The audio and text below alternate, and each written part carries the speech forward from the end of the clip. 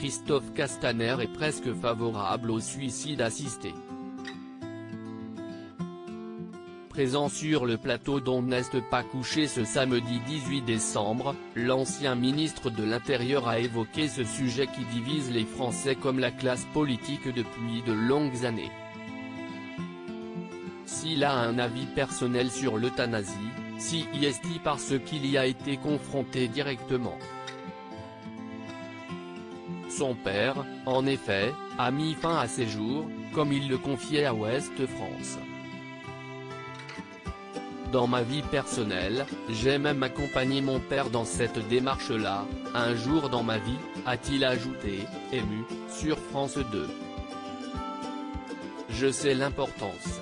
Sans en dire davantage, Christophe Castaner a ensuite estimé que ce délicat sujet ne pouvait pas être posé comme ça dans une proposition de loi, vite fait, tout en assurant que la campagne présidentielle doit permettre de poser des sujets de fond, comme ça avait été le cas pour la procréation médicalement assistée. Pierre, le père de Christophe Castaner, était un ancien fusilier marin venu de Charente, installé par hasard dans le sud de la France parce que son bâtiment mouillait dans la rade de Toulon, comme l'écrivait M, le magazine du Monde en 2017. Auprès de cet homme gueulard parfois, taiseux souvent, violent sans doute, malheureux sûrement, l'ex-ministre n'a pas vécu une enfance simple. Mon enfance n'a pas été malheureuse. Je l'ai zappé. Je ne me souviens même pas d'un Noël, confiait-il. Une relation détachée, qui a changé à la mort de sa mère. Quand ma mère était vivante, il l'emmerdait. Morte, si est lui qui s'emmerdait. Il broyait du noir. Il voulait en finir. Nous en avons souvent parlé ensemble. Je n'aille pas chercher à l'en dissuader, se souvenait Christophe Castaner.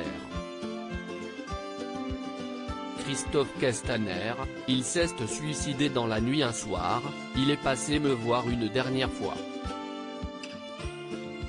Je lui ai dit, quoi que tu fasses, ta décision sera la bonne.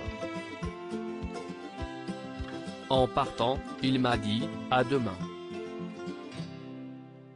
Il s'est suicidé dans la nuit avec la morphine qui servait à soulager ma mère, racontait Christophe Castaner. Invité dans l'émission Au Tableau, l'ex-porte-parole d'En Marche expliquait avoir accompagné son père dans l'échange et le dialogue durant cette période. Et si est à ce moment-là que les deux hommes ont fait la paix. J'ai eu la chance de lui pardonner, mais il n'a pas toujours été à la hauteur de ce que j'aurais aimé qu'il soit, avait reconnu l'ancien ministre, avant d'avouer n'avoir quasiment pas de souvenirs de vie de famille. Je crois que j'ai tout effacé et que ça a été une façon de me protéger. Loading Widget.